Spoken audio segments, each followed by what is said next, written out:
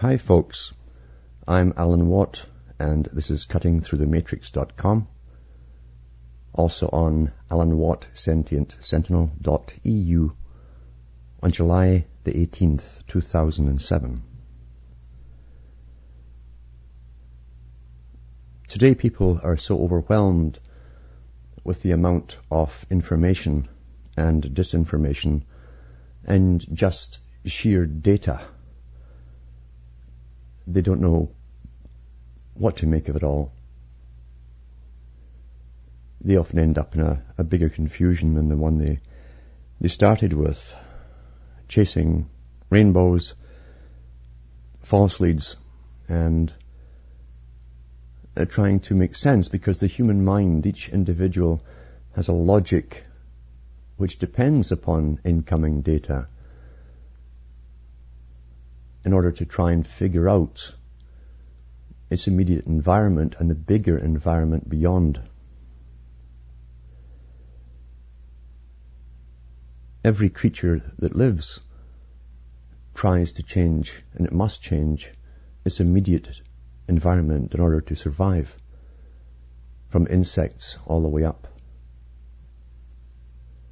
And even from amoebas, in fact, all the way up. That's a natural thing. So we tend, for survival's sake, instinctively to need to know our immediate environment. This has always been understood by those who gather sciences and the data concerning the public, the general masses, as they call them. When you can understand this concept, you can also interfere with it if you have power. You can encourage each individual at the bottom level to be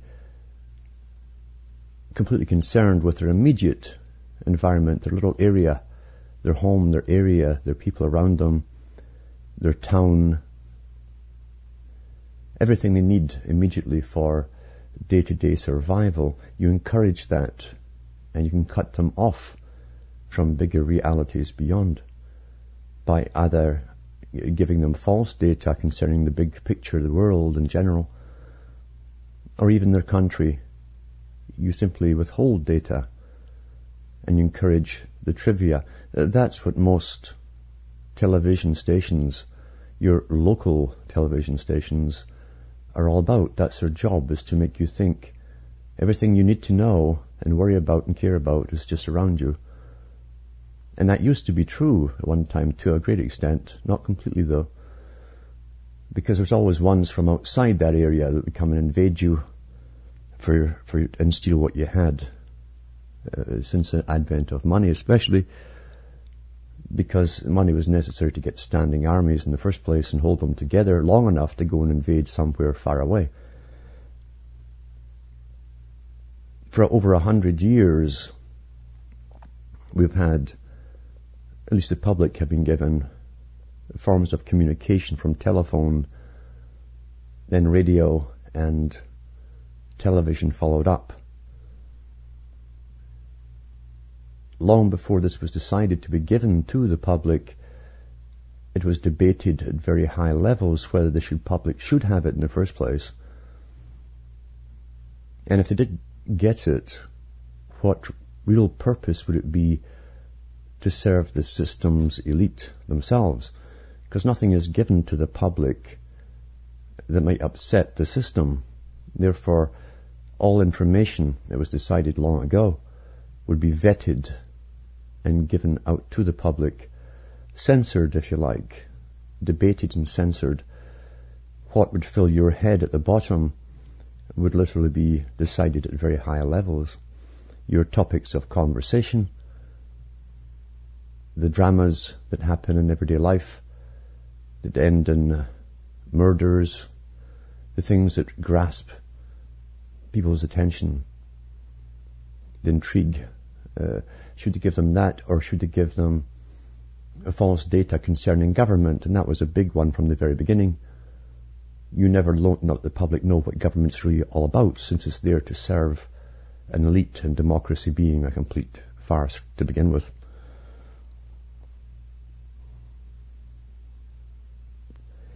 We live in an ongoing, long-term business plan. Very, very old agenda. The techniques are exactly the same, except the technologies that convey information have altered, but the same techniques are used, even with these technologies.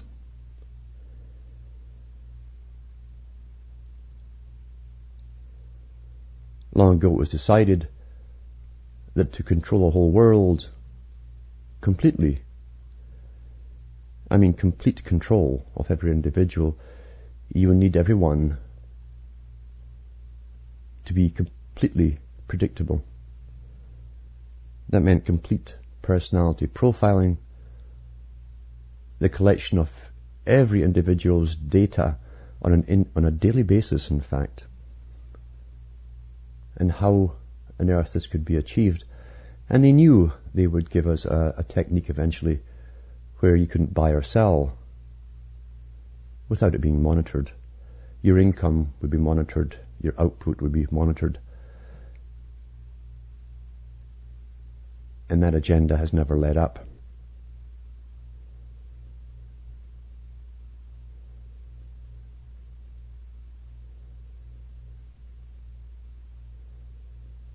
When you look at Francis Bacon's New Atlantis, a fictional story written in the 1500s, published in 1602, concerning a future society which would have its headquarters in the West. They meant America, of course.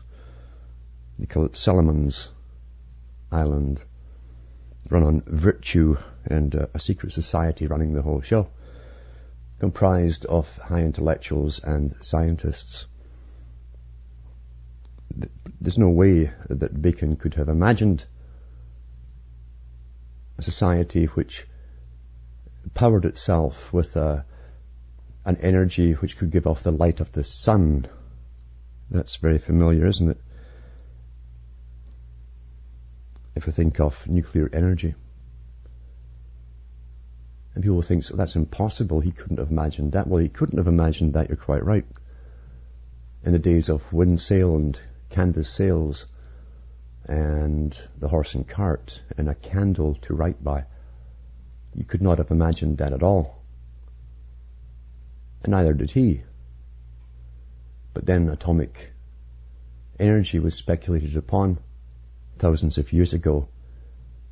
If you go into the writings of the Atomist organizations in ancient Greece, where these supposed intellectuals simply, because they had nothing better to do but pass the time wearing their white robes and chatting away and speculating that everything was composed of these minute particles that spun around worlds within worlds called atoms, which is just a play on atom, by the way, the microcosm.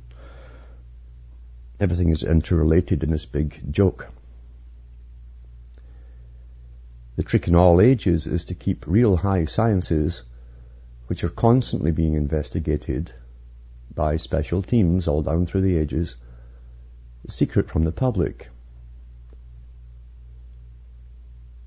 To have ultimate control, you could never ever share all your high knowledge, because sharing power means you lose power if you want to be dominant.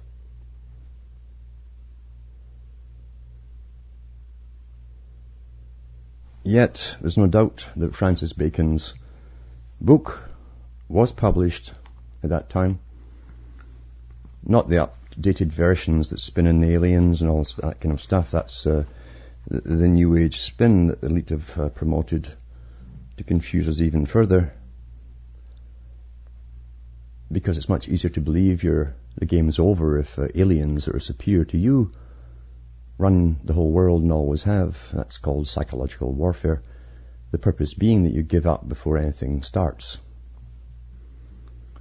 The actual original New Atlantis was written along with other books like Moore's book on his Utopia, all along the same lines of this elitist utopic society run by the intellectuals, those who had the right to rule the rest by their vast intellectual powers. This was all involved in the 1600s with the Rosicrucian society that eventually branched out into other organizations, because you have a pyramid scheme, and just like the monks in times gone by, the monasteries would start up for one particular purpose and then spawn a sister organization with another specialized purpose. Well, that's the pyramid, you see. Same technique down through the ages. And libraries, always libraries and specialized groups investigating the sciences. All sciences.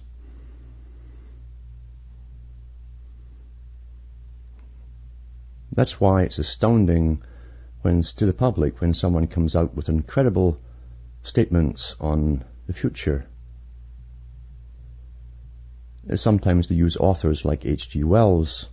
Today there's a whole bunch of them being put out there to give us predictive programming. The idea being that if we accept it subconsciously as a possibility, then they can guide you with possibility upon possibility, and then when it becomes reality you think it's a natural evolution. But there's nothing of the kind. It's planned that way in advance, and as predictive programming, as it's called. Yet once in a while, the elite in Britain, this elite being a very, very old elite, they're called the establishment. They're there regardless of what party yells at each other across the parliamentary floor. The elite decide what's to be done. They pick the top politicians.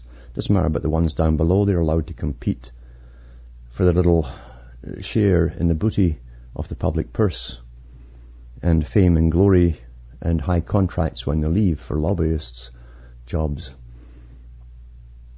But the ones at the top are always picked in advance and groomed before the public even hear their names. As long as the top cabinet belong to the Royal Institute, then everything's hunky-dory. I'm going to read an article written in a magazine. It was written in the 1920s. So think about this. I'll tell you at the end which one it is and where to find it. On the cover you'll see a young British lord that couldn't have been more than 22, with his big, long, braided wig on, because all the House of Lords, the guys who have hereditary peerships, wear these long wigs, and they get their robes with the ermine, and they dress like something from the 1700s. But no one's ever explained the purpose of these particular wigs. But if you count the curls going all up and down, you'll see the degrees. And he's got this young, arrogant face, as they all do, looking very solemn and stern and arrogant and all-knowing. This is Lord Birkenhead.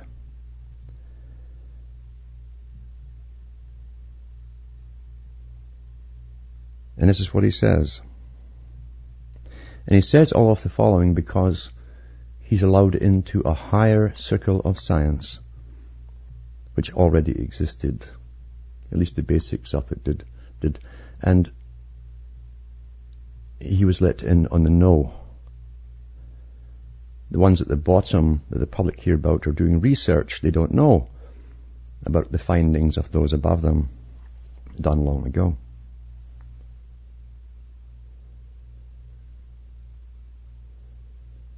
It's from February 1929.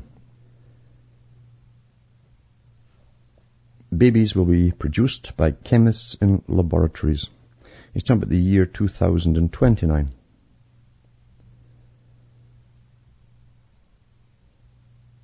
The entire institution of marriage will be changed.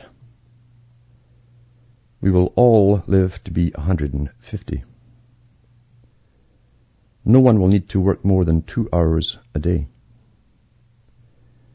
Agriculture will be abolished, except as a hobby, and all foodstuffs will be produced synthetically. Man will be able to alter the geography or climate of the world. Think about that. Coal mining will be an extinct industry. A 48-hour day will come into being by retarding the rotations of the earth. Sitting in our homes, we will see and hear events the world over. 1929. Now, I'm going to continue here. Now remember, this guy isn't sitting with a crystal ball. He's not channeling. He doesn't have a medium next to him who's channeling Zeta Reticuli or some faraway place. So here's the story. A century hence, it appears probable that the application of scientific discoveries will have altered the conditions of human life at least as much as they have done in the past 100 years. A child born in 1829 arrived in a world that was just beginning to exploit the steam engine, in which electricity was the useless byway of a few professors, where anesthetics and antiseptics were unknown. A child of 2029 looking back on 1929 will consider it as primitive and quaint as 1829 seems to the children of the present day. Our means of travel, our sources of wealth, our medicine, and even our ideas will change as drastically during the next century as it did in the course of the last. Applied physics, which has given us a steam engine, the internal combustion motor, as well as wireless telephones and all the many other practical uses of electrical energy, will certainly make prodigious advances before the year 2029. At the moment, however, the theoretical basis of physics rests in an undetermined state. Physics is on the brink of a new synthesis, a fresh simplification and restatement of fundamental ideas. This, when it comes, and it cannot long be delayed, must radically change all our assumptions concerning time, space, and the nature of change. Such a revolution of ideas must be accounted among the most important effects of science upon human life in the next century. But it is, of course, very difficult to predict what direction this change of ideas will take. Until another Newton restates physical theory, one cannot determine how his restatement will react upon the everyday world. It is easier to prophesy concerning the material changes which will be wrought by applied physics in the next 100 years. The best scientific opinion believes that before 2029, physicists will have solved the problem of supplying the world with limitless amounts of cheap power. At present, we derive the energy which drives the wheels of industry from coal and oil. Both these substances are won from nature at the expense of much money and vast stores of muscular energy, nor are their supplies inexhaustible. By means of the most efficient methods, however, a pound of coal can only be made to yield energy of the order of 1 horsepower for 1 hour. Yet, locked up in the atoms which constitute a pound of water, there is an amount of energy equivalent to 10 million horsepower hours.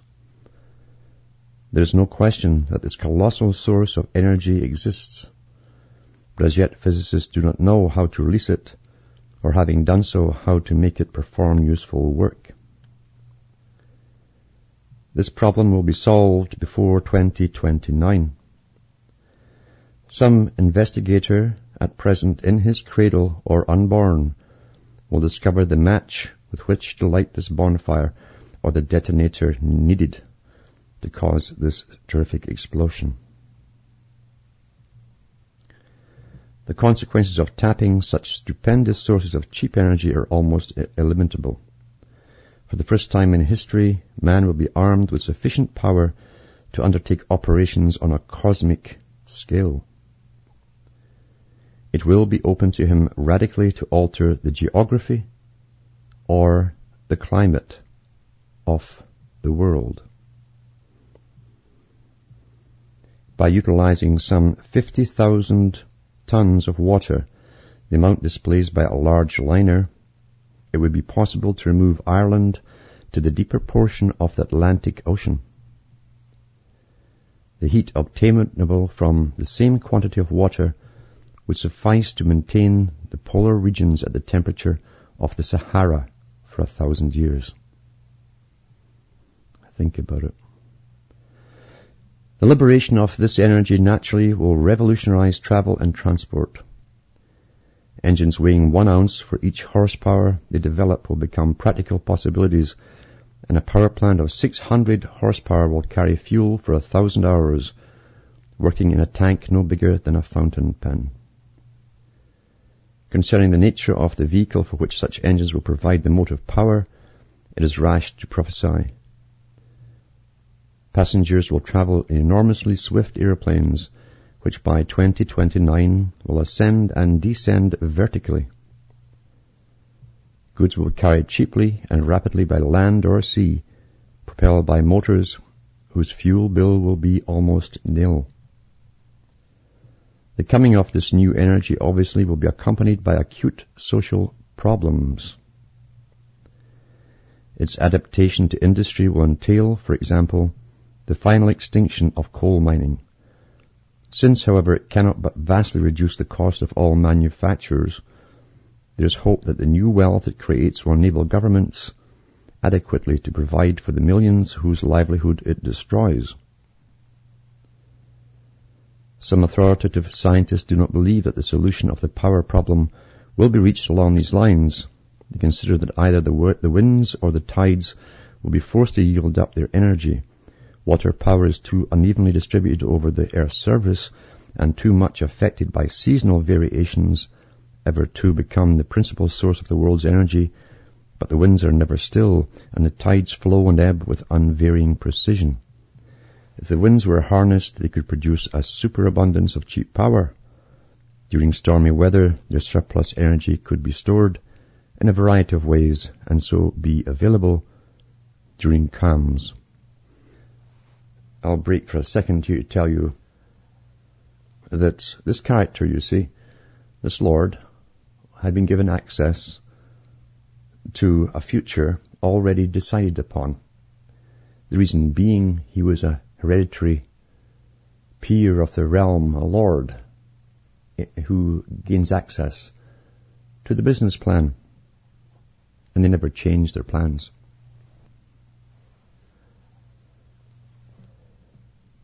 The exploitation of tidal energy presents difficulties which have yet to be solved in a satisfactory manner.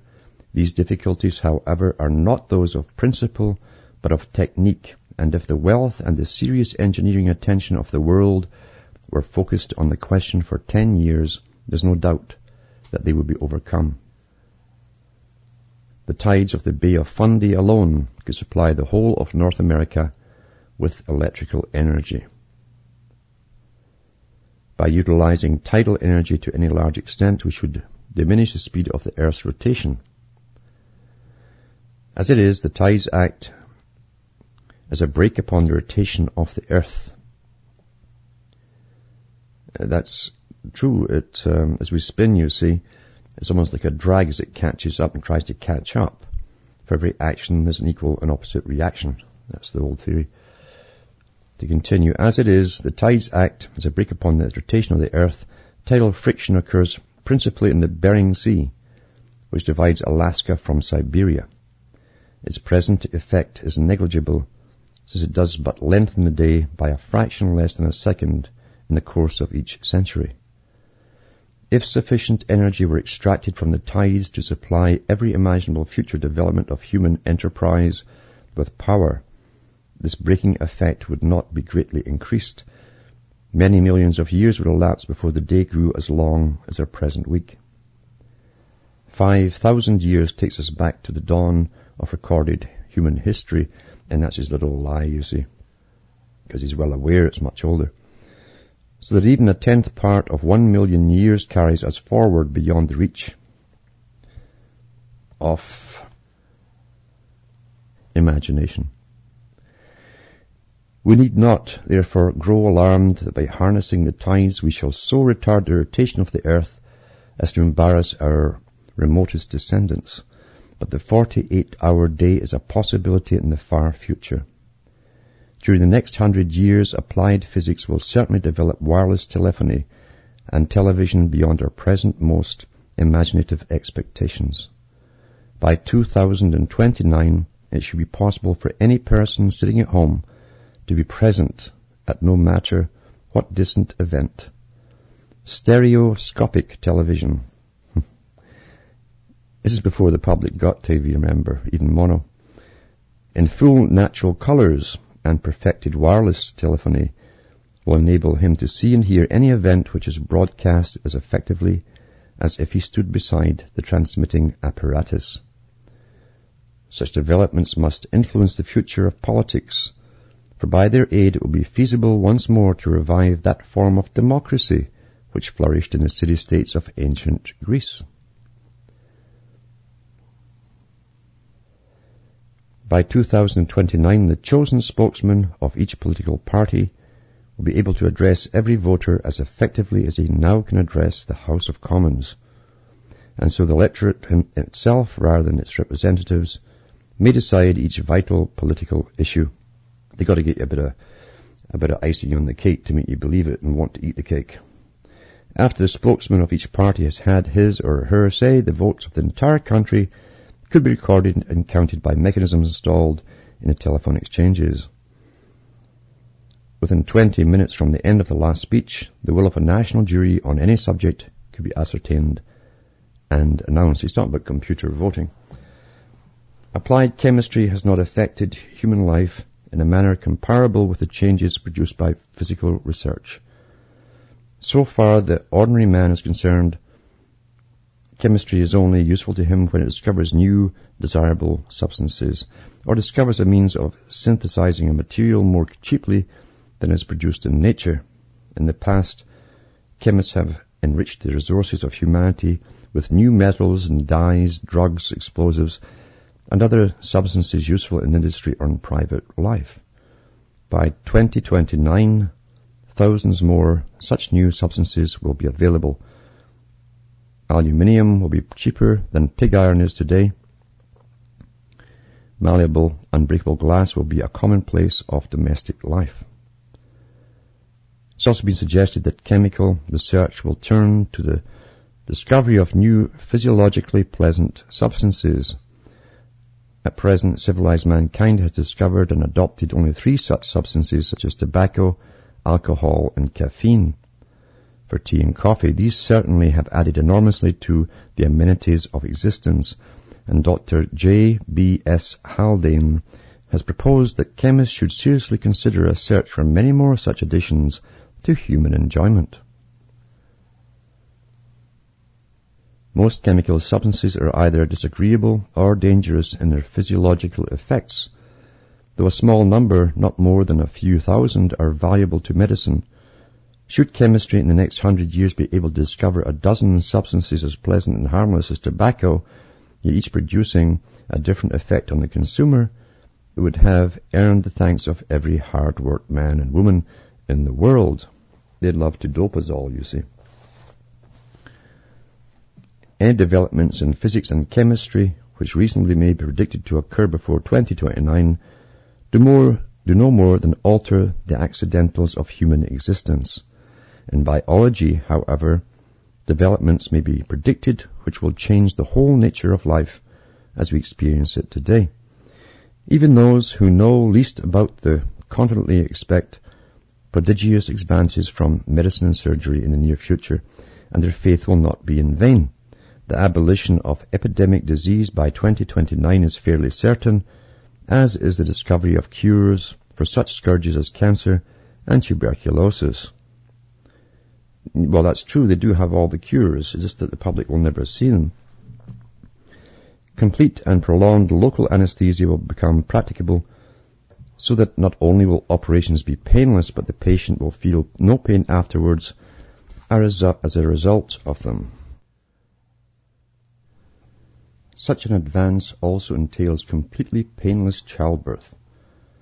Biologists by 2029 will have learned the secrets of the living chemistry of the human body, or at least enough of it to achieve startling results.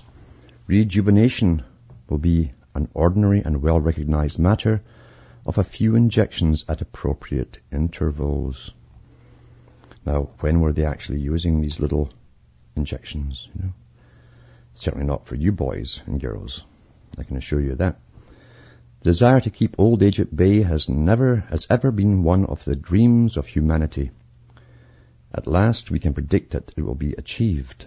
This mortal must put on immortality by extending the length of his days on earth. The attraction of such an idea, especially to women, who will no longer grow old quickly, is far too clear to require emphasis. But the universal practice of rejuvenation will be accompanied by grave social problems, the least of which would be the immense increase in population. Suppose it possible to guarantee 150 years of life to every healthy child. How will youths of 20 be able to compete in the professions or in business or against vigorous men still in their prime at 120, with a century of experience on which to draw? The benefits to humanity which will accrue if the lives of men of genius are so prolonged is obvious. Before 2029, biologists will have solved some of the mysteries of human heredity. Heredity is determined by certain genes or units concerning which science already knows much. They're minute bodies so small that if a hen's egg were magnified to the size of the world, one of the genes in it would lie on a fair-sized dining table. When biologists can control these, they will be able to control heredity. Now this is, remember, 1929. Before they discovered a lot of stuff and all that. Most probably, by 2029, a clever young man will consider his fiancée's hereditary complexion before proposing marriage. He's talking about eugenics here. And the young woman of that day will refuse him because he has inherited a gene from his father, which will predispose their children to quarrelsomeness.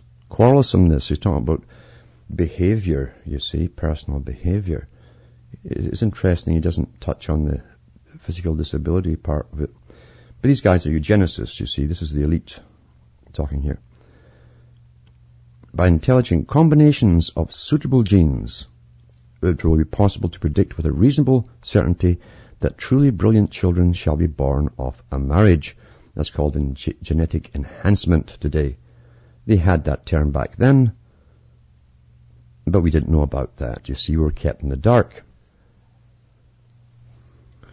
He's talking in the days of the dirigible balloon and the biplane.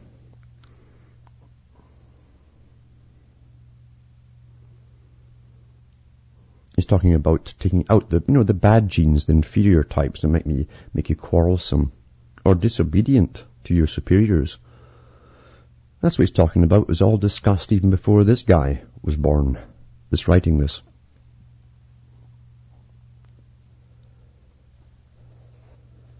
It is possible, however, that by 2029, the whole question of human heredity and eugenics will be swallowed up by the prospect of ectogenic birth. By this is meant the development of a child from a fertilized cell outside its mother's body, in a glass vessel filled with serum on a laboratory bench. Such a proceeding is neither incredible nor, indeed, remotely remote. The results of much research show that the connection between a mother and her growing child are purely chemical. There is no valid reason why one day biologists could not be able to perfectly imitate that chemical connection in the laboratory. And so what it means really is you'll be born and immediately you go ga ga ga and start trying to cuddle your petri dish is your mother, or the bench you're on. Yeah, because you see, this love bonding stuff is just, it's all nonsense. It's purely chemical. But this was all decided long before the public heard about the little tidbits that were given from the 60s onwards as though it was a brand new idea. And here's this guy in 1929 writing about it because he didn't come up with this either. He was let in on the know. It was all decided in the previous century. The 1800s.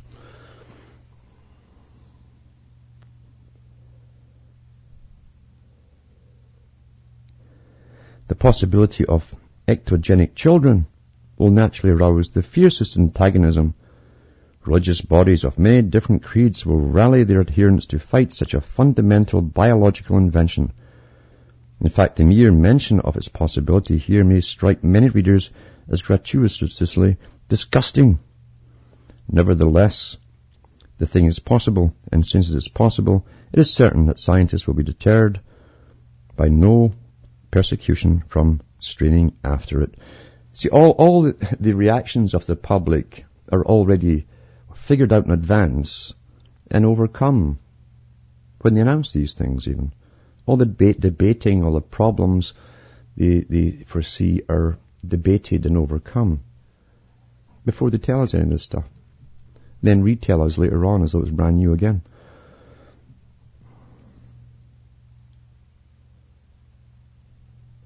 Should ectogenesis ever become an established part of human society, its effects will be shattering. Primarily, it will separate reproduction from marriage, and the latter institution will become wholly changed. Further, the character of the future inhabitants of any state could be determined by the government which happened temporarily to enjoy power. Now remember, too, this character is the same age group as the Aldous Huxleys that wrote Brave New World in the 1930s. You see, they all knew this stuff because they were in on the know. All the stuff they're talking about had already been done secretly, long time ago.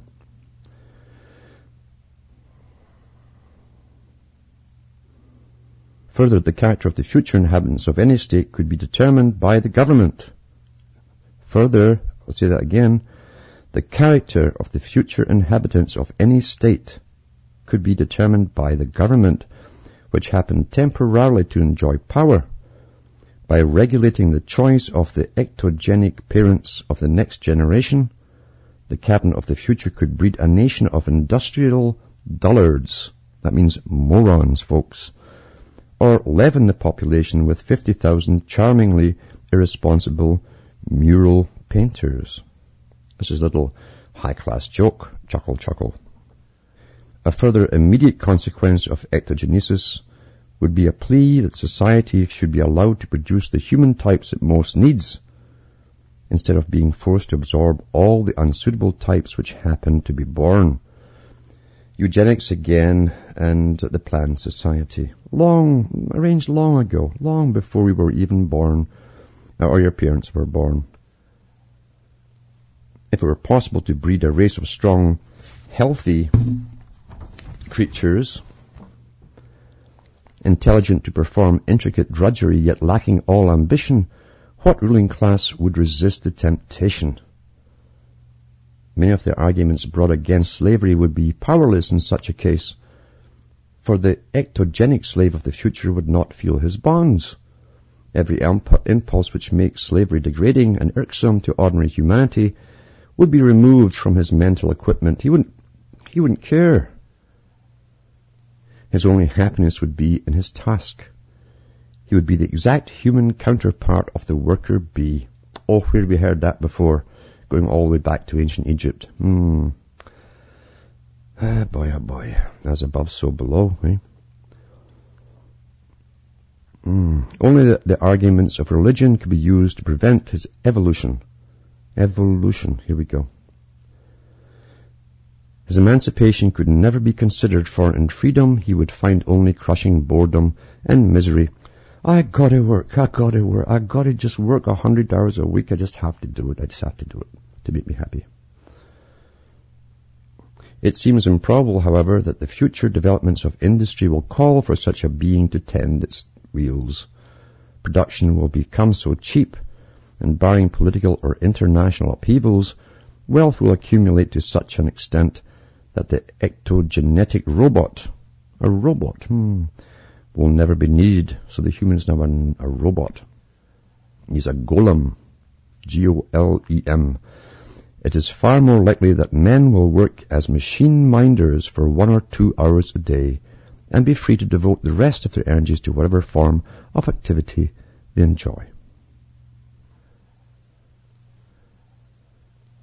Such a condition obviously presupposes that all drudgery, not only the drudgery of the coal mine and the machine shop, will be abolished by science.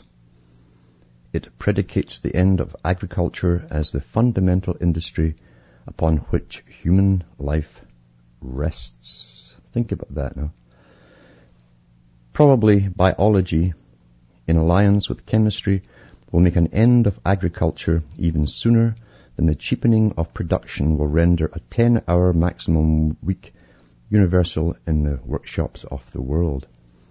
By 2029, agriculture, if not abolished, will be in decay, at least in civilized lands. They knew that back then, you see, and long before.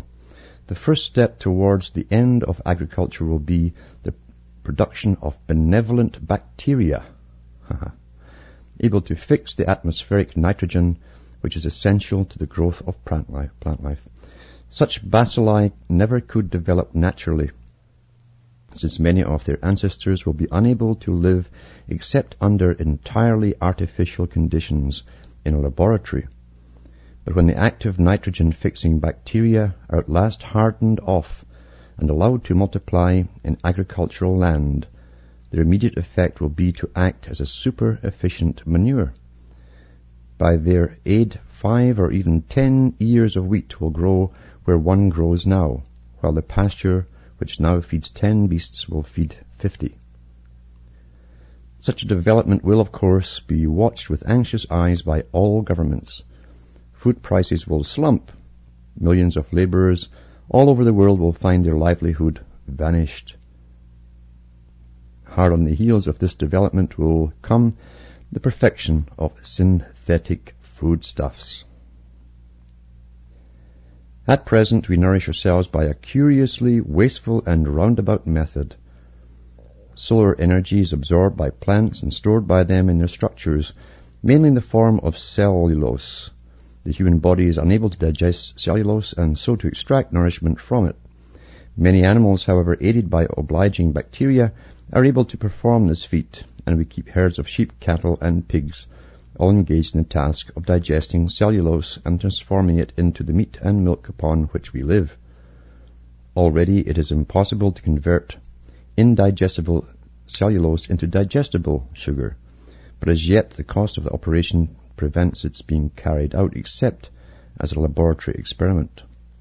Such processes as this will certainly be further investigated and developed, so that by 2029, starch and sugar, 2 of our most valuable foods, will be as cheap as sand or sawdust today.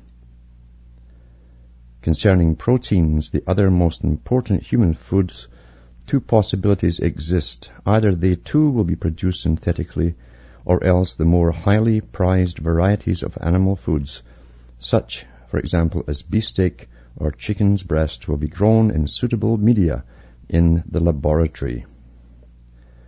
From one parent steak of choice tenderness, it will be possible to grow as large and as juicy a steak as can be desired, so long as the parent is supplied with the correct chemical nourishment. It will continue to grow indefinitely and perhaps eternally. Whenever it is sufficiently large, a few pounds can be cut from it and sent to market. Synthetic foods and the production of animal tissues in vitro will finally set at rest those tissues, those timid minds, which prophesy a day when the earth's resources will not feed her children. Though all the inhabitable surface of the globe were inconveniently crowded, the millions of mankind could still be fed to repletion by such means. This second revolution in food production will consummate the decay of agriculture, which can only survive as a rich man's hobby. Probably, however, the synthetic foods of the next century will be so much more easily digested and appetizing that their present equivalents that agriculture will survive only in historical romances. Since the beginnings of history, the city has been the parasite of the countryside. Boy, he's right there. In 2029, science will make the city a self-supporting unit, and Britain a land of laboratories capable of feeding no matter how many millions of mouths without importing a ton of foodstuffs. Many will bewail such a prospect, for they insist that a flourishing agricultural peasantry is the only sound basis of any political life. It will be necessary, when agriculture goes into irrevocable decay, to plan the evolution of a stable industrial society. Such an undertaking should not lie beyond human wit. The agricultural basis of society, which has existed for so many centuries, was itself evolved from nomads and savages. To reconcile such folk with the peaceful static life of the husbandman needed for a far more violent adjustment than will be necessary to urbanize the descendants of the world's present agriculturists. It is conceivable that not all these changes will have occurred by 2029. The progress of scientific discovery is checkered and subject to no ascertainable regularity or period. In many instances, an applied science after a few years of violent progress stagnates, or at best is advanced by small refinements and simplifications. The history of the locomotive steam engine provides an illustration. During the last century, railway trains have grown steadily longer and heavier. In consequence, larger and more powerful engines have been evolved to draw them to their destinations, but the huge locomotive of today differs only in size and power from its parent of the 1860s and 1870s. No new principle of any importance has been introduced into its design or construction. A similar stagnation may overtake the development of airplanes or of wireless telephony. Such halts in the progress of any applied science, however, are comparative and not final. A fresh mind produces a new idea or a simplification which inaugurates another period of rapid and sweeping activity.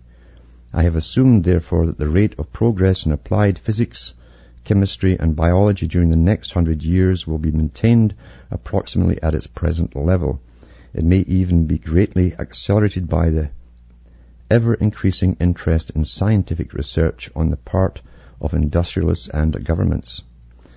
Nevertheless, unless science is able to change our ideas no less rapidly than our environment, some of the developments at which I have hinted may not come to pass.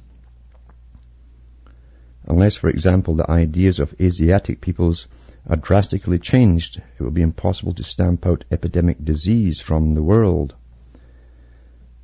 But it is not self-evident that all applications of scientific discovery deserve the support of intelligent men and women.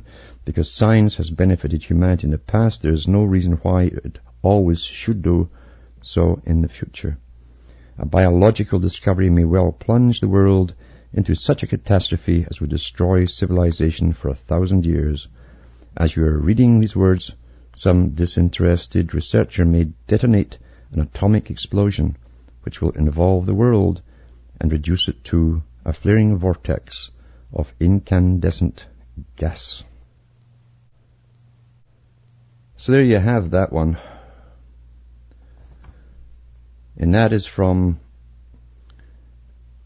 the Cosmopolitan magazine, February 1929, when it was owned by Randolph Hearst.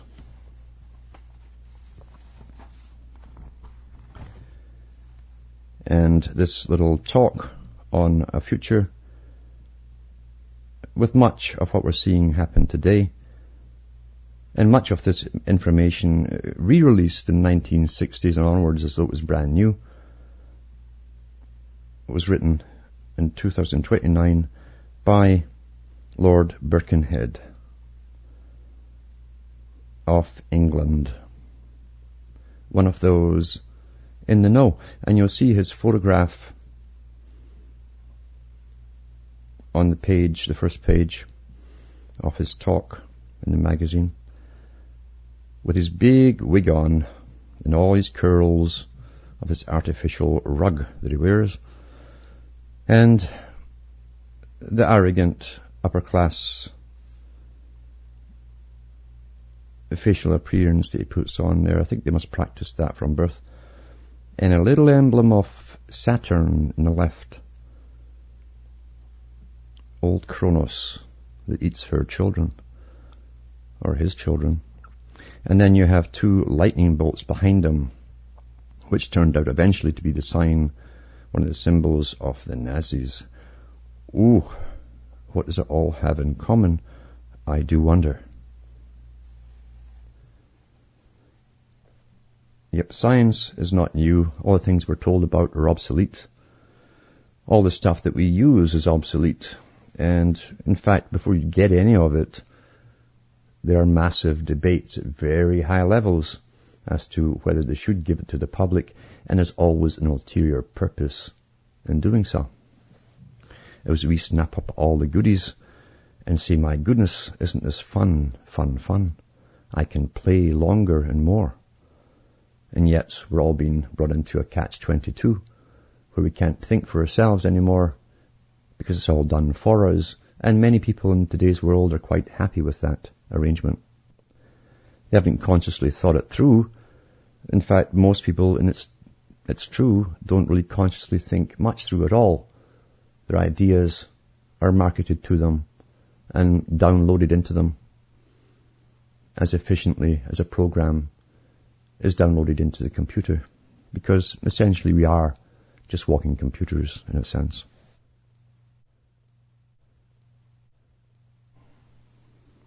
You can also detect the doublespeak of Lord Birkenhead as he talks about methods of controlling the population growth. On the other hand, he talks about millions of people being able to eat because he could easily synthesize foods. The doublespeak, he didn't want to panic the general herd too quickly. He left that to his later offspring and relatives who've been drumming the drums since about the 60s onwards about crisis, too many people, my goodness, what shall we do? And hence all the abortion clinics opened up all over the place. And free sex was promoted, free love, in order to create the problem, to give the solution, and they need more abortion clinics and legalize it all. And before you know it, a fetus, which is a baby, is just a wart, and you can get rid of that, can't you? There's nothing happens in society that isn't planned long ago, debated long ago by those who already ruled the world and ruled this system, this one financial system of commerce and working and laboring and buying and selling that we are all taught to grow up and compete in. When he gave the speech, of course, the agriculturists couldn't really picture being out of work. Like it was, that's silly. We'll always be rearing these cows here. And no, we won't. We've already seen the agribusinesses being promoted, these big foundations and businesses that have buildings opposite every capital of the world, and they lobby all the politicians, most of them either having been politicians themselves, or they will be after they leave their CEO's position back into politics, back and forth like ping pong balls, because we're under this corporate fascistic system already, and we have been really all our lives. The purpose of life has never been discussed by the ordinary people. We've never had a say in anything, to be honest with you. Even when we think we're winning a little bit and getting a little bit more of the material world, the goodies, even the things you need to survive, as a temporary respite, as they're already designing the plug to be pulled a little further down the road. So as the Lord giveth, the Lord taketh away. Lords like Lord Birkenhead. If you're allowed to clear land and create a farm with hard work and sweat and tears, it's all right, because once you've done it, they'll simply tax it from you till you're off the land, or put you out with massive fines because you can't keep up with the ever-increasing standards, building standards and codes and land codes, etc. So yeah, 2 or 3 generations down the road, they can take it back from you, and you create some real estate, and the big agribusinesses move in and say thank you very much for all that hard work. Now it's ours for peanuts.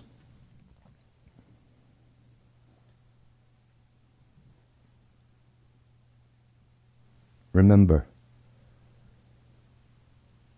the releases of this Birkenhead are just the same kind of releases of Francis Bacon or Moore in Utopia, and many others who had been given inside information from higher sciences, not from the professors down, but much higher up, where they'd been investigating many different areas to do with everything we now think they're investigating today. It's all been done a long time ago. And that's why they call it research.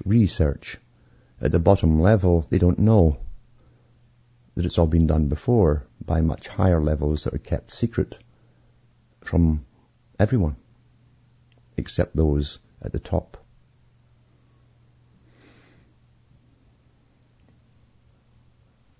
That's how power really is. It doesn't share itself. It gives you an illusion, occasionally, of having choices.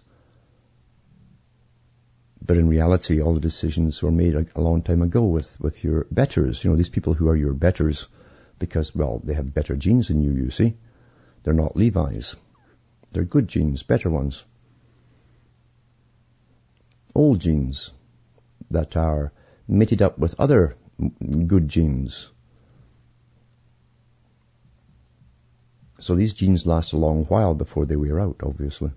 And they're still here today as they mate each other up and marry their power and add to power and money.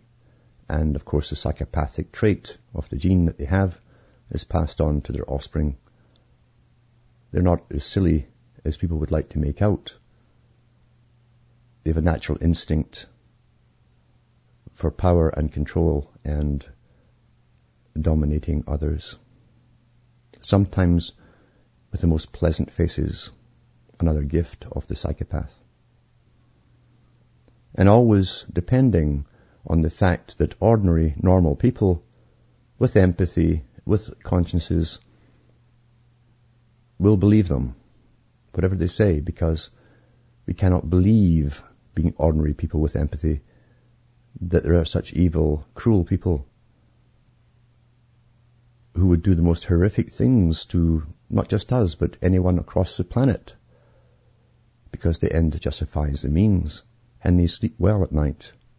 That's why they get away with it. They start wars, they continue wars, they profit from wars. The structure of society is held together by natural laws which are well understood and exploited by those that know the sciences. Formulas that worked thousands of years ago are reapplied in the same sequence, always with the same result with the populations. We believe what we're told. We do what we're told. And then we look towards these benefactors at the top, these superior people, to take care of us. And many people like it that way when they're reared in this socialistic system of expert rule, scientific rule. We have more time to go and play. Well, these weighty decisions are all made for us by the superior ones above us. We're well managed and dictated to from cradle to grave. And it's getting worse all the time, as each department above us of bureaucracy shows their teeth and shows their power, with more and more powers being demanded over the public. And we know the deafening silence of the public, the majority of them, each time the laws are passed. This is a battle for the heart and soul and the mind, and the right to decide a future for ourselves. Where do you stand on this? For myself and Hamish, it's good night, and may your God or your gods go with you.